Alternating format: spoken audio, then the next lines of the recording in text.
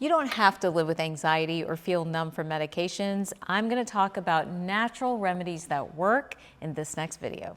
We are an anxious world. We have anxiety is now officially the #1 mental health disorder globally. This is a problem, guys. This means our children, our adults, our seniors, everyone seems to be suffering from anxiety these days.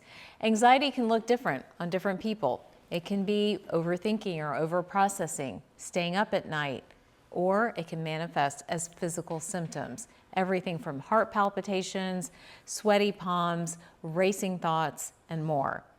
Managing anxiety can be easy or complex. Some anxiety is not bad. It allows us to get out of bed in the morning, makes us accomplish things, can lead to excellence in the work we do, or help us stay motivated to engage with the people in our community.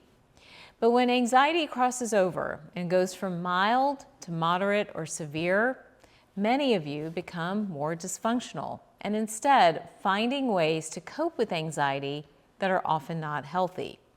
This can look like socially isolating or saying no to events that bring family and community together. It can look like sleeping more or crying more or simply being more irritable, impacting your relationships and the people around you.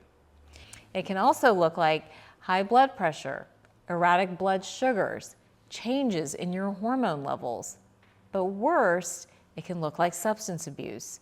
Many people manage their anxiety with alcohol or medications or other substances, just dump it into a big category there, to keep them calm and help to keep anxiety away.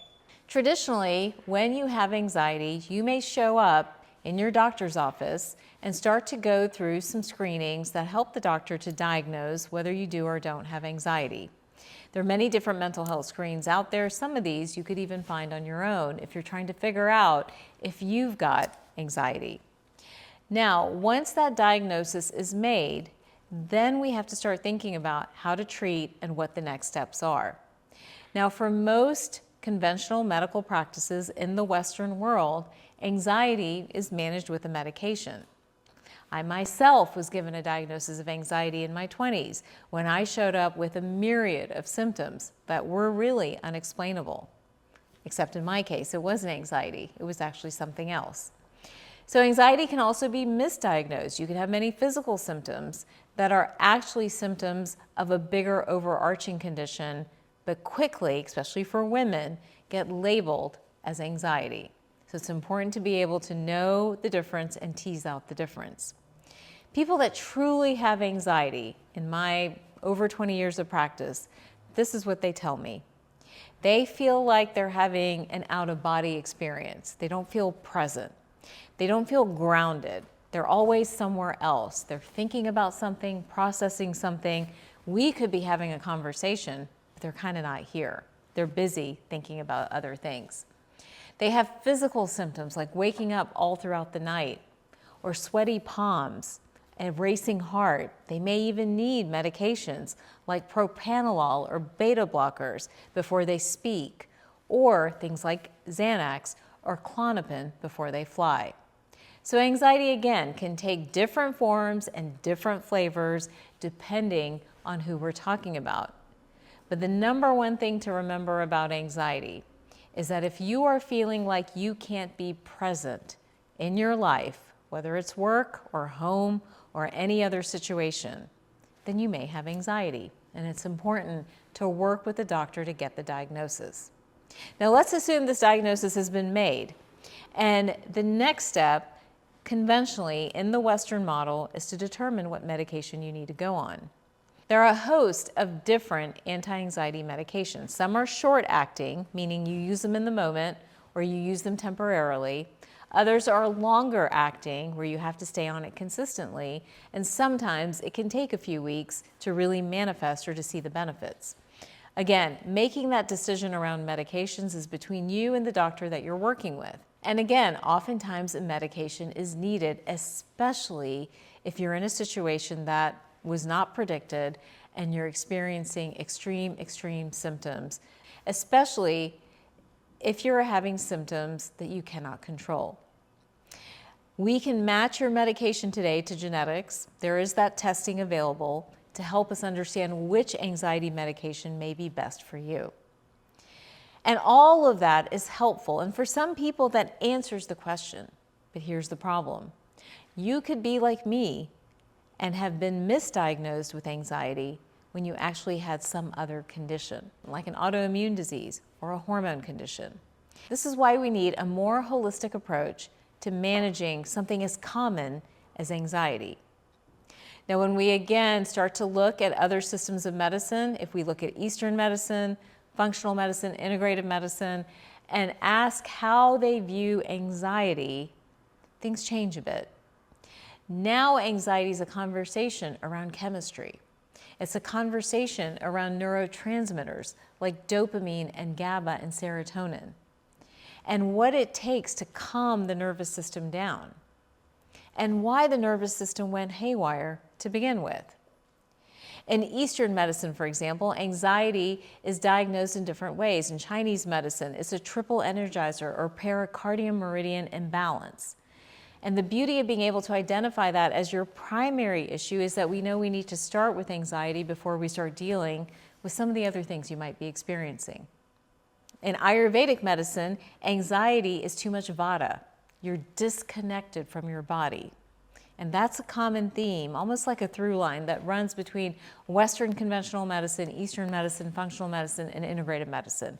Disconnection. You are not grounded in you. Folks with excess vata would need a lot of body work, a lot of fat and oil to help bring them back into their physical body. In Chinese medicine, folks with that triple energizer or pericardium meridian imbalance would use acupuncture or herbal medicine to again bring them back into their physical bodies. So again, you can see how the Eastern approach is thinking a little bit more broadly. But when we add in a functional medicine approach and start to look at the chemistry of anxiety and what's going on there, we start to see the interconnection. Functional medicine and integrative medicine talk about the gut health and the microbiome and its role in anxiety. They also dive into the hormone component of anxiety. For example, low progesterone, high cortisol, low testosterone predispose everyone to a higher anxiety state. Insulin and blood sugar instability also influence anxiety. So if your blood sugar is all over the place, it can present as anxiety or anxiety-based symptoms. So the toolbox of identifying the causes is bigger when it comes to the Eastern holistic approach to anxiety. But one of the things that all these systems of medicine do, except for Western medicine, is dive into the role of supplementation when we're trying to manage anxiety. And sometimes it's a bridge for people with mild to moderate anxiety, not severe anxiety, and helping them to manage their symptoms. There are many supplements that we find helpful, and this is a part of the Whole Plus way in terms of managing and designing a holistic approach to anxiety. It does begin with diet and eating consistently to stabilize blood sugar, getting the protein and the fats in to again ground the body and help it connect back to the physical body. It does involve optimizing nutrients that, when deficient, can trigger anxiety. And this is where supplementation comes in.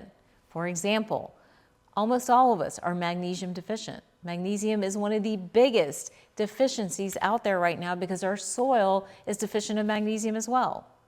So taking somewhere between 100 to 200 milligrams of magnesium nightly can help to minimize some of your symptoms of anxiety. It's one of my favorites and oftentimes one of my starting points with patients. In addition to magnesium, there are other supplements that do work to kind of tone down and balance the serotonin response. We know theanine is very helpful as well. It's made from tea. It actually comes from different teas, and in a dose of about 100 to 200 milligrams 3 times a day has been shown to reduce anxiety. There are a few others that we like to use as well. GABA is one actually that sometimes I have in my purse, because when there's a moment that's riling me up and getting my cortisol pouring out, GABA, which we naturally produce, but as a supplement in about 100 milligrams up to 3 or 4 times a day, can again tone that anxiety response down. I always call GABA kind of like a natural Xanax. That's kind of what I refer to it as. In addition to that, there are the adrenal adaptogens like ashwagandha or holy basil that help us to manage anxiety. Magnolia bark is another one of my favorites and is found in my sleep savior because it brings the cortisol response down. There's a direct correlation, by the way, between having an anxiety response and having elevated cortisol. The two go together. I post a lot about cortisol in many different videos. Check some of those out right here if you want to go into a deeper dive on all things cortisol. So there are supplements that help to manage anxiety and are a part of your anxiety toolbox. In addition to diet and supplements and gut work, hormone balancing is a part of this as well. Many folks find their anxiety disappears if we do just a little bit of bioidentical progesterone or even testosterone and estrogen. And of course, if your thyroid is off, you will experience anxiety as well. Last but certainly not least, having the mind-body toolbox for anxiety, I think, is essential. So whether it's acupuncture, exercise, getting with friends and family, having some way to connect back to your body in some form of a ritual. It could be your daily prayer. It could be journaling. It could be listening to a sound bath. All of these come together to help us balance out anxiety in a very holistic, strategic way. Now, you may still need a pharmaceutical, and that's okay. But hopefully with some of these approaches and combining some of these supplements with the medications, we can bring your anxiety response down, and you won't need heavy-handed doses of medications that have side effects. Many of the anxiety, and honestly this is true of depression medications as well, some of the side effects include weight gain, changes in libido, and changes in gut function. So it's not that medicines are bad, it's just that in the bigger doses, we see more of the fallout or more of the side effects. So taking a holistic approach allows us to bring that down and minimize it, and hopefully keeps you calm, cool, and collected. All right, I post new videos every week. Don't forget to like and subscribe.